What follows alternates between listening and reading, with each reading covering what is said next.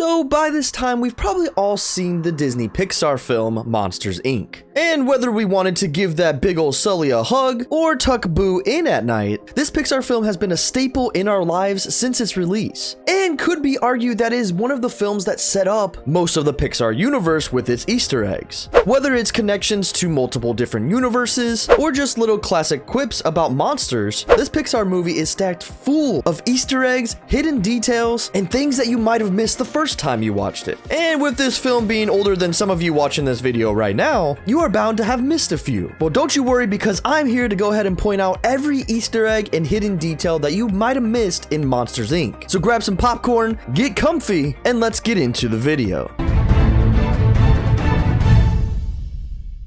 Hey guys, my name is The Hero, and today we are going to break down everything that you might have missed, all Easter eggs, hidden details in Disney Pixar's Monsters, Inc. So how about we go ahead and open the door and take a look inside. So as we know with the Pixar universe, they always like to reference different things in real life, as well as other Pixar films and movies, and possibly showing you what the next Pixar film is going to be about. Like, this isn't a new concept for us, right? But still to this day, it seems that we keep missing more and more every time we watch a film. And honestly, even if I've already seen it, it's so nice to recognize and see it again to possibly confirm my conspiracies. To begin with, the number seen on the Scare Simulator console was actually the phone number for Pixar's animation studio when the film was released. And of course, this has since been changed as this movie is almost 21 years old. Dude, that means that I was like 5 when this film came out, or 4. Oh man, does life fly by. You know how we always have our favorite chair in our house, right? Like that seat that you always choose no matter what? Well, if you watch Big Bang Theory, you know Sheldon does. Well, in Monsters, Inc., you might have missed that Sully's chair in his apartment has a hole to accommodate for his tail when he sits down. This little detail I never noticed for many years, especially as a kid, because you never focus on this kind of stuff. But seeing this later in life, it's a nice little detail that Pixar threw in there for us. So as we know from the movie, Sully is one of the top scarers at Monsters, Inc. But if you actually take a deep look at the scare board, it features the names of some Pixar staff members who actually worked on the film. Joe Ranft was a story artist, Bud Lucky was also a story artist, while Jonas Rivera worked in the art department, and Bob Peterson voiced Roz and provided story material. Bob Hawley was a production designer, and Daniel Gerson wrote the screenplay. Pixar is actually known for adding their own creators into their films, which is just a nice way of actually shouting out the people who work so hard on these films. But it is a neat idea that throwing in little last names here and there that honestly fans wouldn't even know about is a good little inside scoop for anyone that wants to know a deeper meaning. One of the biggest story details in this film is that Mike Wazowski is putting off doing his papers. And we also hear this later in the film with Roz saying, "I'm watching you, Wazowski.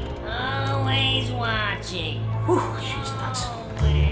which has become one of the most iconic lines from this movie. Well, did you actually know that in Mike Wazowski's locker, he has several notes reminding him to file his paperwork, which of course he still forgets, and Roz gets on his butt. Again, a pretty neat little detail that you probably missed the first time watching this film. Most of us seen this film when we were little kids, and if we have rewatched it, it's either with our own kids or just because we love Disney in general, but I've never actually peered so hard into a film to notice these little details that Pixar throws in. Like actually having post-it notes in his locker that says that he needs to check his paperwork. This just makes me so excited to watch Pixar movies and look for the littlest tiny details in the background, because you know you probably missed something. During the scene with Sully's amplifier, if you look closely, it actually has knobs for bass and perch instead of bass and pitch. And if you're like me, you're probably wondering, what does this actually mean? Well, the first thing to think about is that usually amplifiers say bass and pitch, right? Well, actually, this is saying bass and perch, which are actually types of fish that Sully would love to eat. Again, a little detail that flew right over my head. So as we all know, one of the most iconic scenes in Monsters, Inc. is the 2319 code incident. And many people have tried to break down what this actually means for years and years and years until we finally came to a proper conclusion. If you do not know about this, take a deeper look into what the actual code is. 2319. The 23rd letter in the alphabet is a W,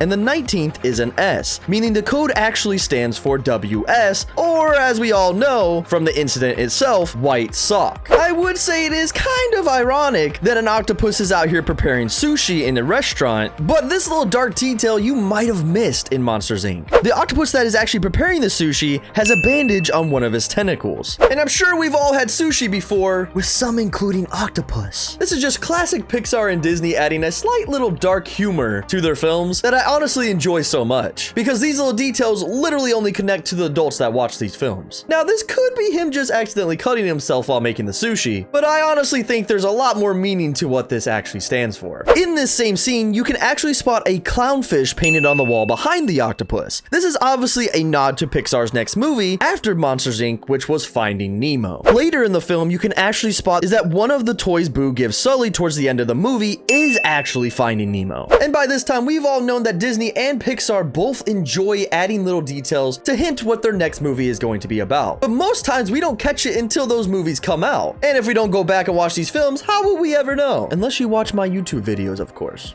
Also, during that scene in Boo's room, you can spot Jessie from Toy Story 2 and the iconic Pixar ball that we all love and enjoy seeing, as it has shown up plenty of times in other Pixar films. But you know Pixar had to reference their first successful feature film besides that little Pixar ball. During one of the scare acting scenes, one of the walls that Randall blends into is actually Andy's wallpaper from Toy Story. If you asked any of us Disney fans back in the day to see this, or to even know what this wallpaper was about, we probably forgot what was all in Toy Story. But as an adult, going back and seeing these little details, it just makes my heart so happy. Because now, why wouldn't you want that iconic wallpaper in your room? Like, it would fit my room perfectly. So the Pixar universe is obviously a massive world of different connections between multiple characters, and this one might be one of those, but we'll have to see if there's actually future telling of this. But in one scene in Monsters Inc., after a monster runs out of a kid's room screaming, you can see a Paul Bunyan poster on the wall. Well, this poster actually has a deeper meaning because in Toy Story, Sid has the exact same poster. And this obviously makes you wonder that was this monster actually in Sid's bedroom and was trying to scare Sid? And if so, what did Sid actually do to scare the monster? Because let's be honest, who would actually keep a Paul Bunyan poster that long? We've seen what he did with toys. Can you imagine? If this is true, if only they knew that he was actually scared of talking toys. Now, this detail might be for the older crowd because kids would definitely not pick up on this one. After Mike's successful first comedy routine, he celebrates by dancing and doing the white man's overbite, which is actually from the movie When Harry Met Sally. And of course, Billy Crystal, who voices Mike, also starred in that movie. And by this time, you might know this detail because it plays in this whole Pixar universe theory, but Boo actually writes her real name Mary at the top of one of her drawings. And this has been confirmed by the creators that Boo's real name comes from Mary Gibbs,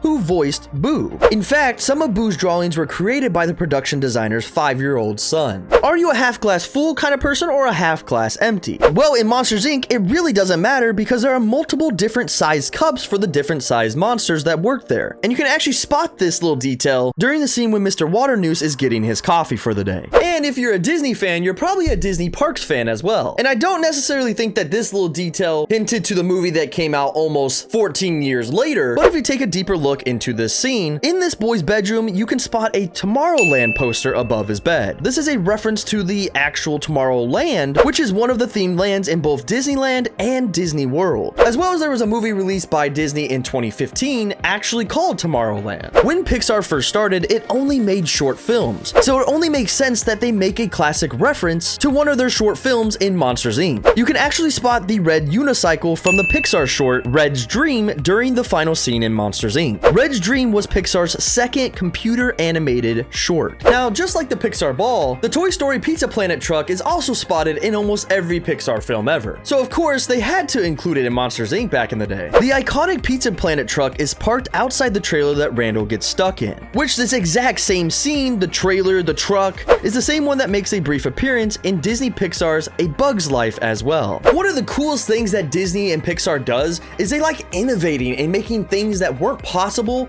Pixar has become known for its extraordinarily detailed animation style, and Monsters Inc. is no exception. Sully's detailed fur was reportedly made up of over 1 million hairs, and the studio even came up with a new program called Simulation to get all those hairs to move. The first time the movement of Sully's fur is noticeable is in his opening scene when he breathes on his arm in his sleep. And one of the biggest plot details that happen in this film is that the city has a shortage on screams, which powers their whole city. Well, part of why the monsters are in intensely watching the screen board on the scare floor is because of this looming screen shortage, which means there's a chance of a power shortage in Monstropolis. Before Mike and Sully even get to work, the shortage is actually mentioned on the commercial they watch and in a Monstropolis article they see during their commute. As I've said earlier in this video, Pixar is known for its amazing little detailed animations, even down to the scare reports in Monsters Inc. The monsters keep scare reports on the children they collect screams from, and these reports show basic stats about the child, such as name and age, along with information on what scares them, when they've last been scared, and what they've previously reacted to. The idea of keeping files on children's worst fears is pretty twisted, but there's an impressive amount of detail in each file from an animation standpoint, even right down to Boo's report. Towards the end of the movie, Mike and Sully search for Boo's file so they can find her door card and send her home. In this report, it actually mentions that she's afraid of snakes, which probably explains why Randall, who appears to be scaly and snake-like, was assigned as her scarer. Well, let's all be honest, wouldn't you be scared of Randall too? Whether it was possible connections to other Pixar films, classic monsterology, or the finest little animation details, Monsters Inc. was packed full of Easter eggs and things you might have missed when you watched the film. This Pixar movie has been one of the most iconic films coming from Disney, later receiving a sequel as well as a show on Disney Plus. But in my eyes, nothing beats the original and probably one of the first Pixar films to start adding a lot of Easter eggs. But did we find them all? Were there ones that we missed in this video? And if so, make sure you go comment those down below, because Disney and Pixar films are packed full of them that we are bound to miss a few. If you guys enjoyed this video, make sure you guys leave a like on the video as well as hit the subscribe button and the bell icon so you guys get notified when I do my uploads. Also, down in the description below, you'll see a few links. You're gonna want to check those out. But as I always say, stay nerdy, stay geeky, and until next time, I will see you guys at the movies. Bye-bye!